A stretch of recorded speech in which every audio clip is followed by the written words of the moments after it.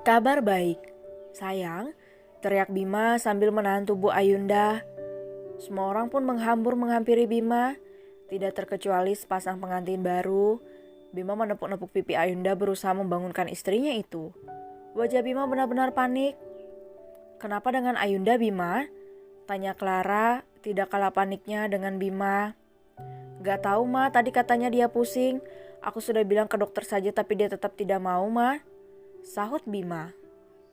Plak, seseorang tiba-tiba memukul kepala Bima. Jadi kenapa kamu masih bengong di sini? Bawa istri kamu ke rumah sakit cepat. Bentak Bara. Ya, yang memukul kepalanya adalah Bara, papanya. Mendengar bentakan papanya, Bima segera tersadar dan sontak mengangkat tubuh istrinya.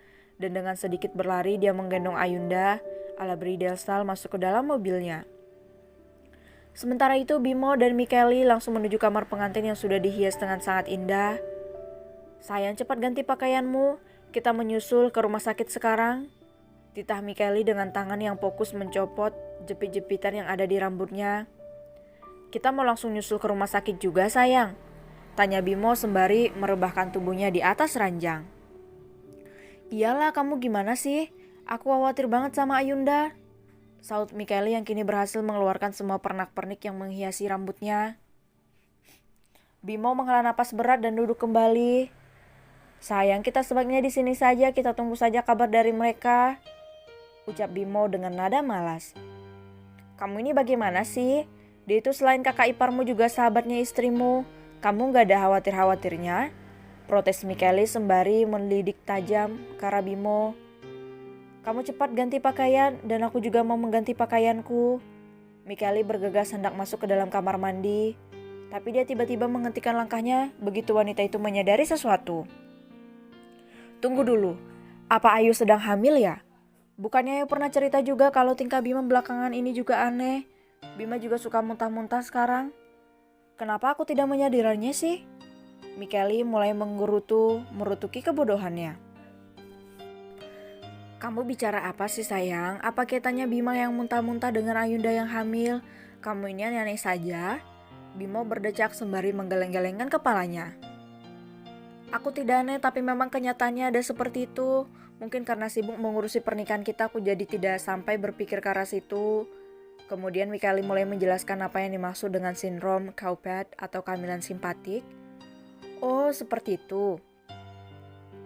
Kalau begitu kita di sini saja, kita tunggu kabar dari mereka saja, sayang. Ini kan malam pertama kita, jadi sebaiknya menghabiskan waktu di kamar ini.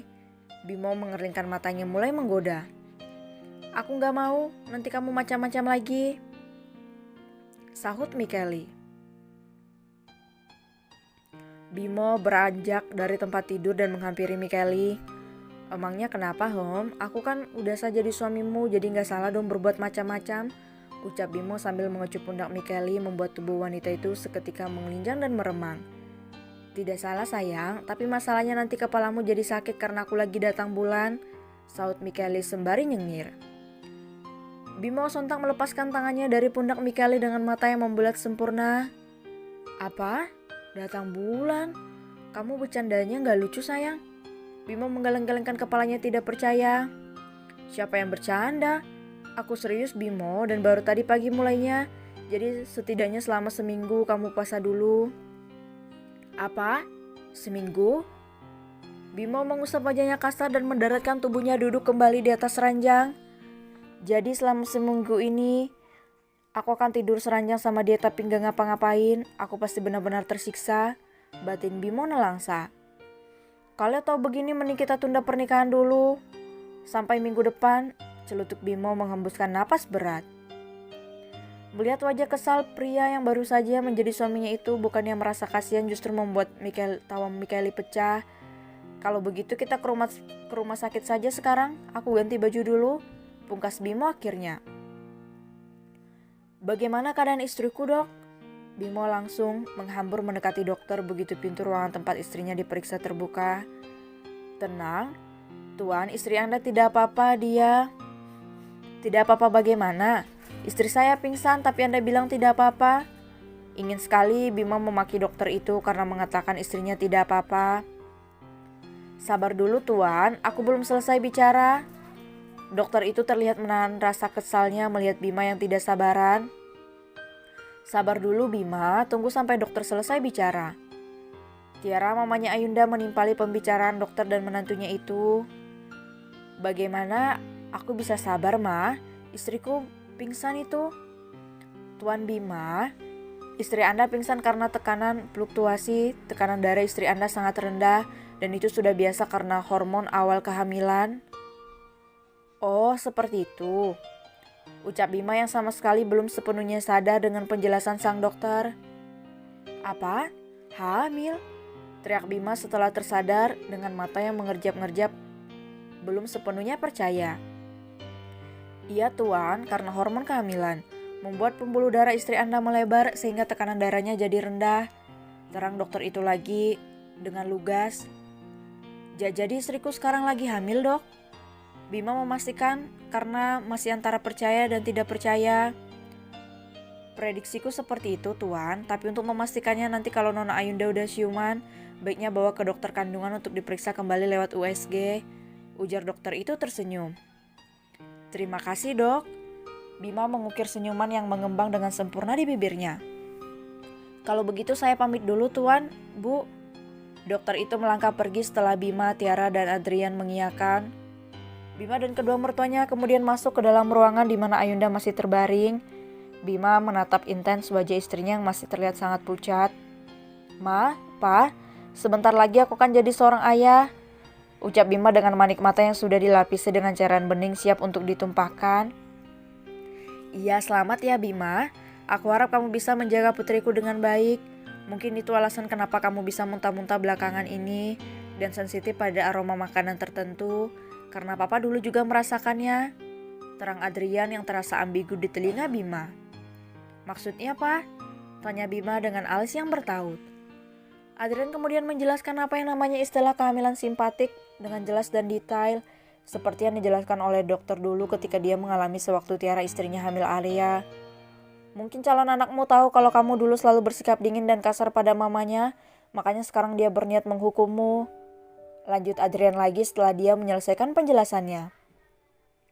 Hais, kenapa diingatkan lagi sih, Pak? Bima menggaruk-garuk kepalanya yang tidak gatal sama sekali. Adrian ingin sekali menghubungi Bara dan mengabari kalau sebentar lagi mereka berdua akan punya cucu. Tapi dia mengurungkannya karena dia tahu ada hal penting yang hendak diurus sahabat sekaligus besarnya itu. Kelopak mata Ayunda terlihat bergerak pertanda kalau dia sudah mulai siuman. Benar saja kelopak mata itu perlahan-lahan terbuka dan mengedar menatap seluruh ruangan.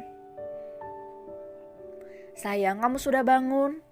Senyum Bima semakin mengembang dan meraih tangan Ayunda dan menggenggamnya dengan erat lalu membawa ke bibirnya.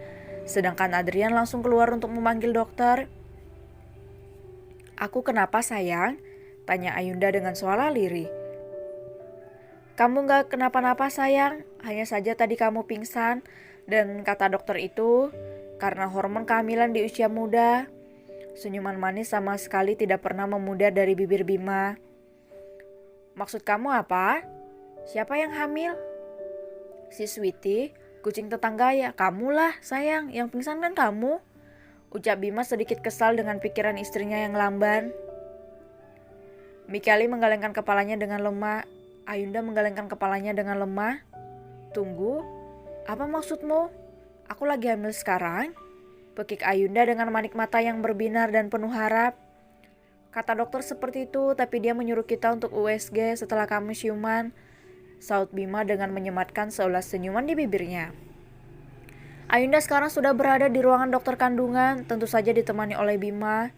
Setelah dokter mengajukan beberapa pertanyaan, dokter itu menyuruh Ayunda untuk berbaring di atas ranjang pasien untuk mempermudahkan dokter itu melakukan USG. Dokter menutup tubuh Ayunda dari pinggang sampai ke kaki dengan selimut, karena gaunnya harus disingkap ke atas hingga perutnya terlihat. Dokter itu kini meletakkan probe ke bagian bawah perut Ayunda yang sudah diolesi krim terlebih dahulu. Terlihat jelas di wajah wanita itu rasa khawatir, Takut kalau dugaan dokter tadi tidak benar yang akhirnya membuat Bima nantinya merasa kecewa karena sudah berharap di awal. Bima yang menyadari kekhawatiran istrinya menggenggam tangan Ayunda hingga membuat hati wanita itu menghangat seketika. Kedua mata Bima kini fokus menatap ke layar monitor. Ketika dokter mulai menggerakkan prop di bawah perut Ayunda. Selamat Tuan, Anda benar-benar akan menjadi seorang ayah. Di sini jelas terlihat ada 2 kantong bayi yang terlihat dan usianya sudah 8 minggu. Jadi Anda akan punya anak kembar seperti Anda. Jelas dokter itu dengan tangan yang tak berhenti menggerakkan alat yang disebut prop itu. Kekembar dok? Dokter itu menganggukkan kepalanya membuat binar di manik mata Bima semakin bercahaya, demikian juga dengan Ayunda. Dok, apa benar ada yang namanya kehamilan simpatik? Tanya Bima yang merasa belum puas kalau tidak mendengar sendiri dari mulut seorang dokter. Iya Tuan, apa Anda merasakannya? Bima kemudian menceritakan apa yang dia rasakan selama ini dengan detail. Ya, itu adalah ciri-ciri kehamilan simpatik. Selamat ya Nona Ayu, Anda tidak perlu merasakan mual-mual karena suamimu sudah mewakilinya. Dokter itu mengelurkan tangannya ke arah Ayunda, sementara Bima hanya bisa memasang wajah masam. Oh ya, kalau boleh kehamilannya dijaga benar, jangan sampai kelelahan karena masih terlalu muda dan rentan pada keguguran. Tolong jaga mood istri Anda juga selama kehamilannya, jelas dokter itu. Siap dok.